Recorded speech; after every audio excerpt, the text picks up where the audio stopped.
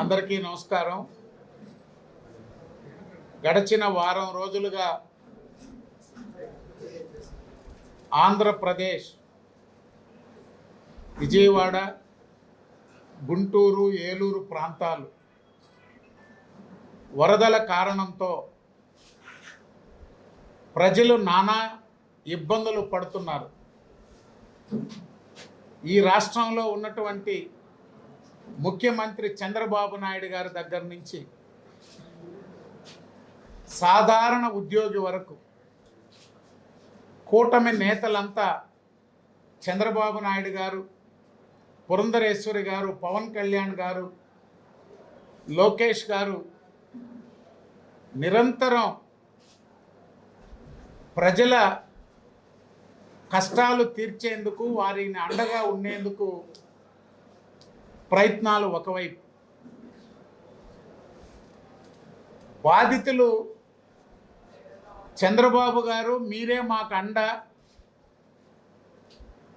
ఈ రాష్ట్రాన్ని కాపాడగలిగినటువంటి నేత, పునర్నిర్మాణాన్ని మీపై ఎంతో ఆశతో ఈ ఆంధ్రప్రదేశ్ అభివృద్ధి కోసం ఎదురు చూస్తున్నామంటూ వరద నీటిలో మునిగిపోతూ కూడా ఆక్రందనలతో చంద్రబాబు గారిపై నమ్మకంతో ఎదురు చూస్తున్న ప్రజలు ఒకవైపు, ప్రతిపక్ష నాయకులు ఉన్నారు. హోదా లేకపోయినా ఒక ప్రతిపక్ష రాజకీయ పార్టీ 90 రోజుల ముందు వరకు అధికారంలో ఉన్నటువంటి వైఎస్ఆర్ కాంగ్రెస్ పార్టీ మాజీ ముఖ్యమంత్రి జగన్మోహన్ రెడ్డి గారు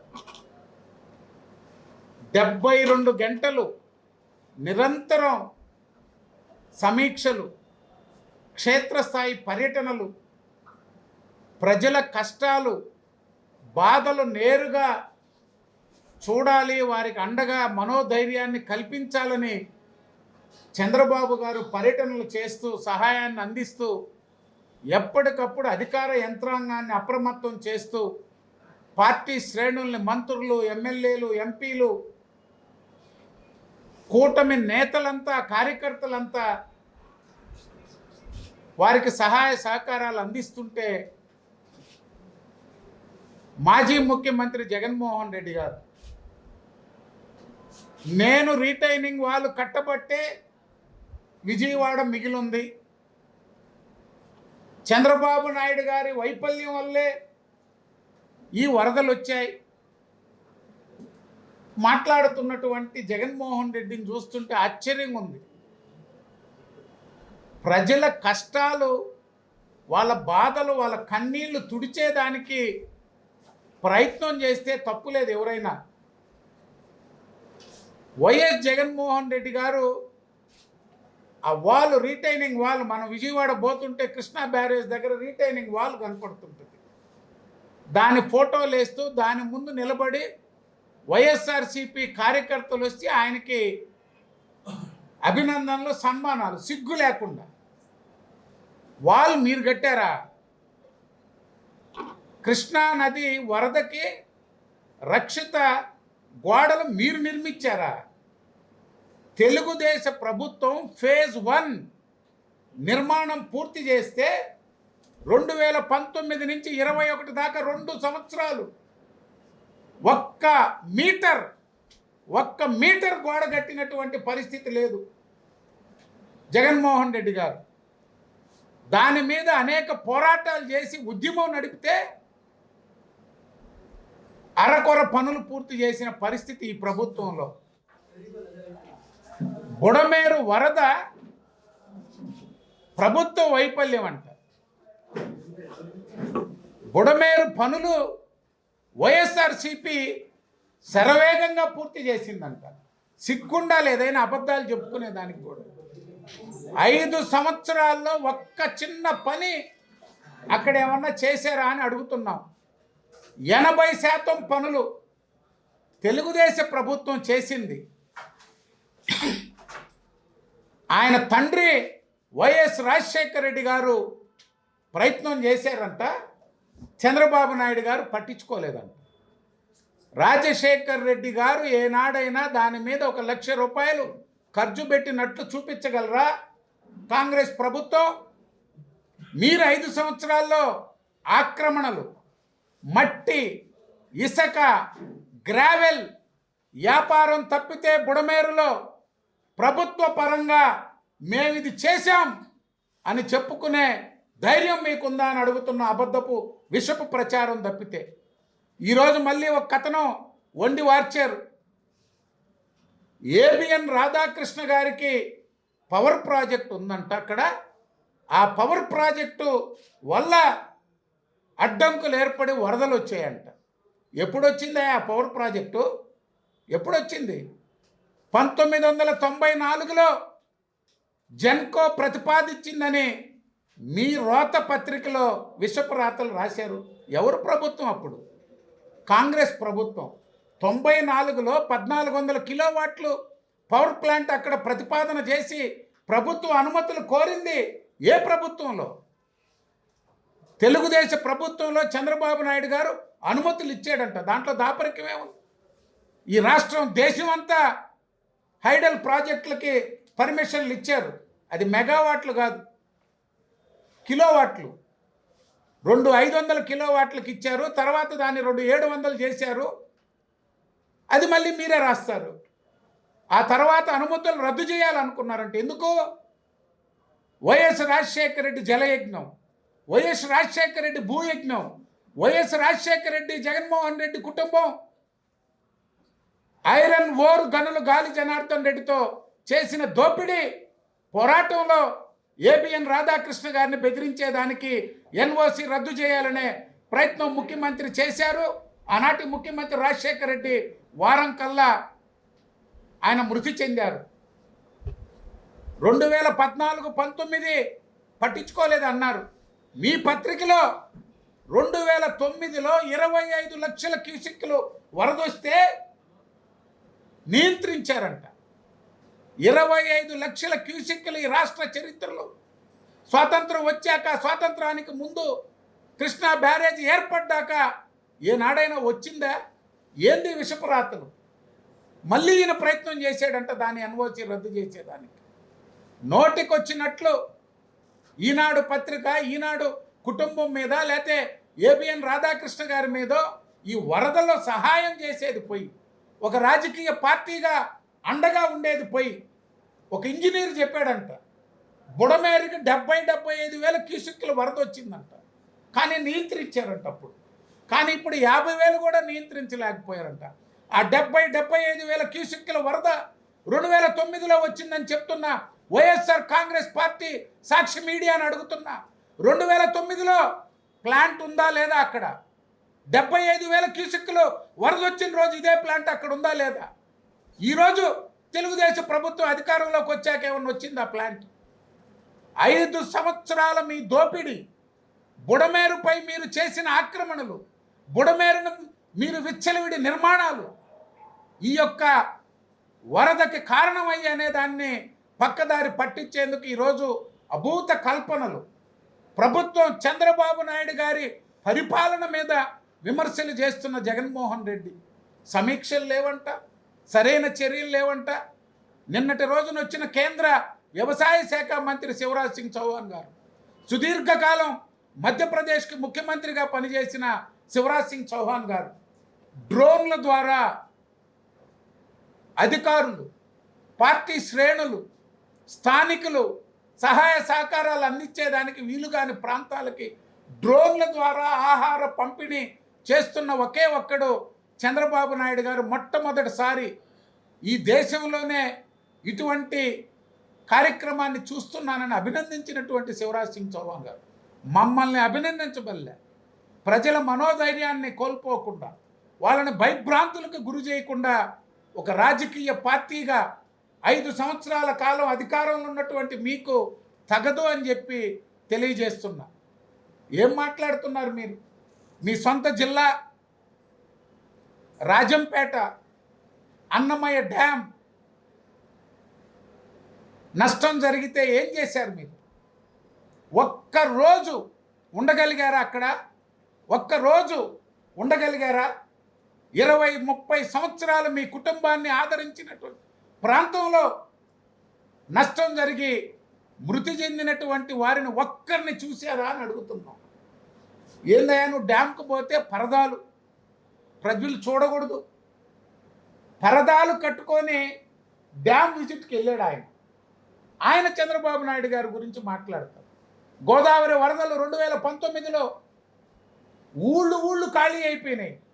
125 గ్రామాలు ఖాళీ చేసి కొండల గుట్టలు ఎక్కారు. ఆదివాసీలు 20 రోజులు ఆహారం అందలా, పట్టించుకున్న నాదుడు లేడు. జగన్మోహన్ రెడ్డి ఎప్పుడు పోయాడు? గోదావరి వరదలు వస్తే 19 రోజుల తర్వాత పోయాడు. 19 రోజుల తర్వాత తెలుగుదేశం పార్టీ 2వ రోజు స్పందించి వాళ్ళకి ఆహారం నీళ్లు సరఫరా చేస్తే విమర్శించిన ముఖ్యమంత్రి జగన్మోహన్ రెడ్డి గారు. ఈరోజు తెలుగుదేశం పార్టీ, జనసేన, భారతీయ జనతా పార్టీ ఒక విపత్తు సంభవించింది, ప్రజలకు అండగా నిలవాలనే ప్రయత్నం చేస్తుంటే ప్రతిదానికి విమర్శలే, అడ్డగోలు రాతలు, విషపు ప్రచారం, సోషల్ మీడియా.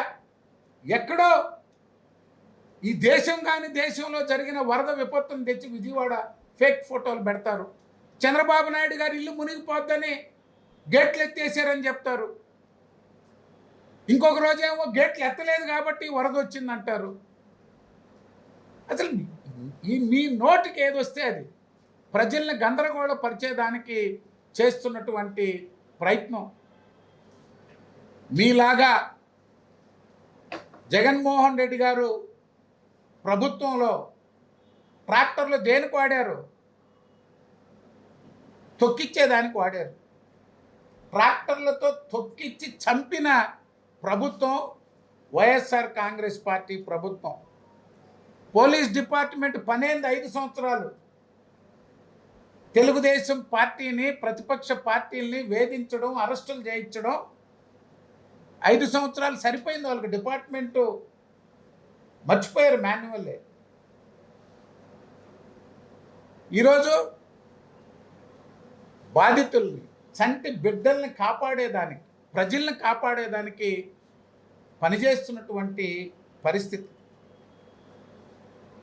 ఈరోజు కూడా గోడలు దూకుతున్నారు పోలీసులు గత వారం నుంచి. దేనికి దూకుతున్నారు?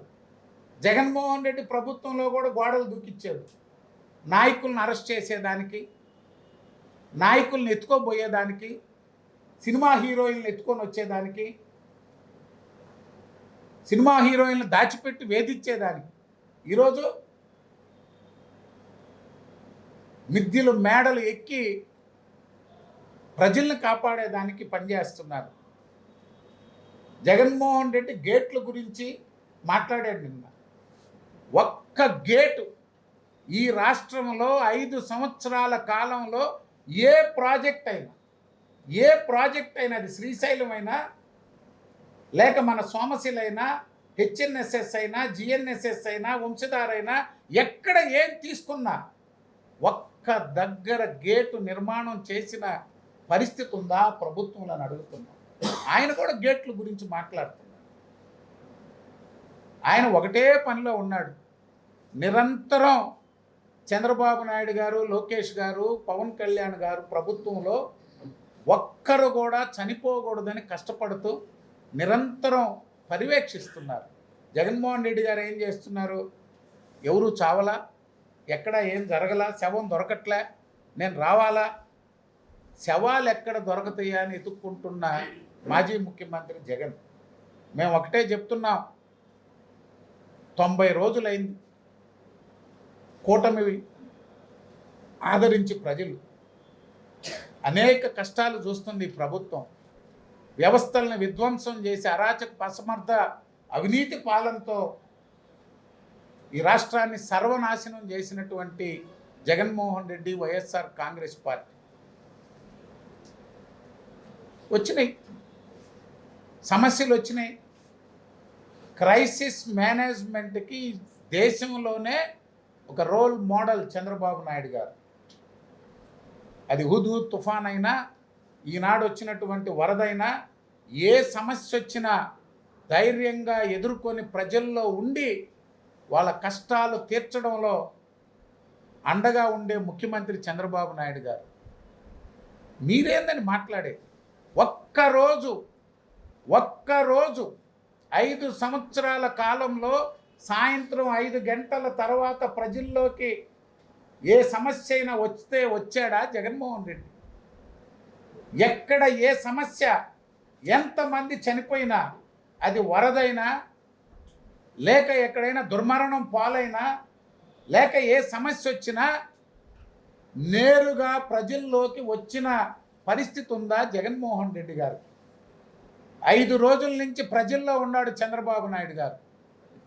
మంత్రులు లోకేష్ బాబు దగ్గర నుంచి మొత్తం మంత్రులందరూ బురదలో తిరుగుతూ ప్రజలకి ధైర్యాన్ని కల్పిస్తూ సహాయం అందిస్తున్నారు. ఒక్కరోజు ప్రజల్లోకి రాని ఆనాటి ముఖ్యమంత్రి జగన్మోహన్ రెడ్డి తెలుగుదేశం పార్టీని, ఈ ప్రభుత్వాన్ని, చంద్రబాబు నాయుడు గారిని విమర్శించే ముందు మేము ఛాలెంజ్ చేస్తున్నాం. 5 సంవత్సరాల కాలంలో ముఖ్యమంత్రిగా జగన్మోహన్ రెడ్డి గారు ఏ విధంగా స్పందించాడో చెప్పేదానికి మేము సిద్ధం. మీకు చెప్పుకునే అర్హత ఉందా అని అడుగుతున్నాం. ఇక్కడ ఉన్నాడు మాజీ మంత్రి కాకాని గోవర్ధన్ రెడ్డి గారు. అసలు జగన్మోహన్ రెడ్డి కంటే డబుల్ ఈయన. ఒక అబద్ధాన్ని ఎంత నిర్భయంగా చెప్తాడంటే ఆయన ఎదుటోడికి ఇంకా 1% కూడా అనుమానం రాకుండా చెప్తాడు. ప్రతిరోజు విమర్శలే. ఆయన ఏం చెప్పాలో చెప్పేయడమే. ఈయన కూడా రాష్ట్రంలో ఆయన, జిల్లాలో ఈయన. మీ ప్రభుత్వ హయాంలో చేసినవన్నీ రోజుకొకటి వస్తున్నాయి. రోజుకో కుంభకోణం బయటకు వస్తుంది. ఆఖరాకి ఇక్కడెక్కడ జాలకి మళ్ళీ బాంబే కూడా పోయి ఎత్తుకొని వచ్చారంట. దాని వెనక ఏ స్కామ్ ఉందో పాపం అమ్మాయి రోజు ఏడుస్తూ ఉంది. ఏం పేరు? జత్వాని. అసలు ఆశ్చర్యంగా ఉంది ఆమె చెప్తుంటే. డీజీపీ దగ్గర నుంచి పోలీస్ కమిషనరు, ఐజీలు, అడిషనల్ డీజీలు, మొత్తం పోలీసు యంత్రాంగం అంతా ఒక ప్రైవేటు విషయానికి ఇంతగా దిగజారి పనిచేసినటువంటి ప్రభుత్వం మీరు మా మీద విమర్శలు చేసే అర్హత లేదు అని చెప్పి మరోసారి వైఎస్ఆర్ కాంగ్రెస్ పార్టీకి తెలియజేస్తుంది. వైఎస్ఆర్ కాంగ్రెస్ పార్టీ లాగా సోషల్ మీడియాలో స్పందించినటువంటి వాళ్ళందరి మీద కేసులు పెట్టించడం, వేధించడం మా ప్రభుత్వ ఆలోచన కాదు. కానీ దుర్మార్గంగా ఒక ప్రభుత్వానికి, ఒక పార్టీకి, ఒక వ్యక్తికి పొరుగు నష్టం జరిగేటువంటి విధంగా, ప్రజల్ని భయభ్రాంతులకు గురి చేసేటువంటి విధంగా, నాయకుల మీద లేని అభూత కల్పనలతో చేసేటువంటి ప్రచారం మీద మాత్రం తప్పకుండా చర్యలు ఉంటాయి. తీవ్రమైనటువంటి చర్యలు తీసుకోవాలని చెప్పి కూడా ప్రభుత్వాన్ని కూడా అందరూ డిమాండ్ చేస్తున్నారు. సార్, అయితే మీరేమో మంత్రులు బురదలో తిరుగుతున్నారని చెప్తున్నారు. మరోవైపు మాజీ మంత్రులు రోజా కావచ్చు, కాకాని కావచ్చు, అంబటి కావచ్చు, వీళ్ళంతా కూడా లోకేష్ హైదరాబాద్లో ఉన్నారు, పవన్ కళ్యాణ్ ఉన్నారు, జనాల్లో రోజా అంబటి రాంబాబు ఏడున్నారు కాదయ్యా. అసలు రోజా, లోకేష్ బాబు ప్రజల్లో తిరిగేది అందరికి కనిపిస్తుంది కదా. ఇప్పుడు రోజా, అంబటి రాంబాబులకు కూడా స్పందించాల్సిన అవసరం ఉంది ఈ రాష్ట్రంలో. ఆమె మీద అక్కడ చేసే ధర్నాలకి, నిరాహార దీక్షలకి స్పందిస్తే బాగుంటుందా? రిటర్నింగ్ వాల్ చర్చ వస్తుంది కాబట్టి ఏదైతే ప్రధానంగా నెల్లూరుకు సంబంధించిన రిటర్నింగ్ వాల్ ఇంకా పూర్తి కాలేదు. దీని మీద ఏదైనా కామెంట్ అంటే మన వద్ద ముఖ్యమంత్రి ఇక్కడ ఇది నిరంతరం సాగే ప్రక్రియ, అభివృద్ధి అనేటువంటి. గతంలో ఏనాడు కూడా ఇటువంటి పరిస్థితులు లేవు. చంద్రబాబు నాయుడు గారు చేసింది ఈయన ఆపేయడం, లేకపోతే ఇంకొకరు ఇది ఎవరున్నా, చంద్రబాబు నాయుడు గారున్నా, ఎన్టీఆర్ గారున్నా, లేకపోతే చెన్నారెడ్డి గారున్నా, జనార్దన్ రెడ్డి గారున్నా, మళ్ళీ చంద్రబాబు నాయుడు గారు వచ్చినా, రాజశేఖర రెడ్డి గారు వచ్చినా, రోసయ్య గారు వచ్చినా, కిరణ్ కుమార్ రెడ్డి గారు వచ్చినా, కొన్ని కార్యక్రమాలపై ఏదైనా వెరిఫికేషన్ ఉండేది. కానీ ఈ విధమైనటువంటి పరిస్థితులు ఏనాడు లేవు. ఇప్పుడు విజయవాడ రిటైనింగ్ వాళ్ళదే. మాకే అనుమానం కలుగుతుంది వాళ్ళు చెప్తున్నది చూస్తుంటే, మనం కట్టినట్టున్నాం కదా అని. నేనే మా పార్టీ ఆఫీస్కి ఫోన్ చేసి అడిగా, దేవినేని ఉమా గారిని అడిగా, అన్న మన పీరియడ్లో కట్టేం కదా వాళ్ళని, మనమే కడితే వాళ్ళు రోజు వాళ్ళు చెప్పుకుంటున్నారు జగన్మోహన్ రెడ్డికి కులాభిషేకాలు పాలాభిషేకాలు చేస్తున్నారు, ఈ రిటైనింగ్ వాళ్ళ వల్ల విజయవాడ ఇటుపక్క ముక్కు తప్పిపోయింది అంటున్నారు. ఏందని అది వాళ్ళ ప్రచారం. ఇప్పుడు ఇక్కడ సంగం బ్యారేజ్ పనే పూర్తి కాల, విగ్రహాలు అయితే పెట్టారు.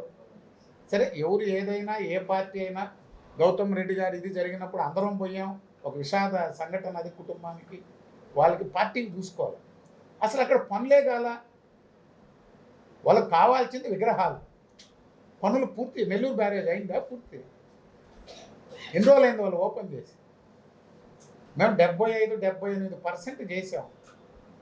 2 సంవత్సరాలు డిజైన్లు అవన్నీ సరి చేసుకునేదానికి సరిపోయింది. కాంట్రాక్టర్లు మార్చలా, కొత్తగా రేట్లు పెంచాం, పనులు చేయలే. కాకపోతే ఆ జరిగినటువంటి తప్పుల్ని సరిదిద్దేదానికి పనులన్నీ మొత్తం వాటికి పర్మిషన్లన్నీ ఇచ్చి అన్ని క్లియరెన్స్లు ఇచ్చేదానికి కొంత సమయం బట్టి అన్నీ పూర్తి చేశాక 5 ఏళ్లలో 10% కూడా పూర్తి చేయకుండా ఓపెనింగ్లు చేసుకున్నారు. రాష్ట్రం అంతా ఇదే పరిస్థితి. జగన్మోహన్ రెడ్డి రాష్ట్రం ఏందయ్యా, పులివెందులకు పనిచేయలా? ఆయన పులివెందులకు పోతే ఎవరు ధర్నా చేస్తున్నారు? పులివెందుల్లో కాంట్రాక్టర్లు. పులివెందుల్లో నువ్వేం చేసావు మాకని అడుగుతున్నారు. చంద్రబాబు నాయుడు గారు నీళ్ళు ఇచ్చారు, నువ్వెందుకు ఇలాపోయావు? చంద్రబాబు నాయుడు గారు మీ నాన్న మొదలుపెట్టిన ప్రాజెక్టులు మళ్ళీ చంద్రబాబు నాయుడు గారు వచ్చి పూర్తి చేశారు. నువ్వు చేసిన ఒక్క పని, కడప జిల్లాకి ఒక్క పని నేను చేశాను, నేను ఈ ప్రాజెక్ట్ ఇచ్చాను, ఒక 10,000 ఎకరాలకు నీళ్లు ఇచ్చానని చెప్పుకునే పరిస్థితి ఉందా జగన్మోహన్ రెడ్డి గారు? రాయలసీమకి ఇది చేశానని చెప్పుకునే పరిస్థితి ఉందా? మమ్మల్ని విమర్శించడం పక్కన పెట్టి, నేను రాయలసీమకి 1,00,000 ఎకరాలకు నీళ్లు ఇచ్చాను, ఎక్కడ ఏ మండలంలో ఏ నియోజకవర్గంలో ఏ జిల్లాలో ఎన్ని ఎకరాలకు నీళ్ళు ఇచ్చారో చెప్పండి. పులివెందులకు ఏం చేశారో చెప్పండి.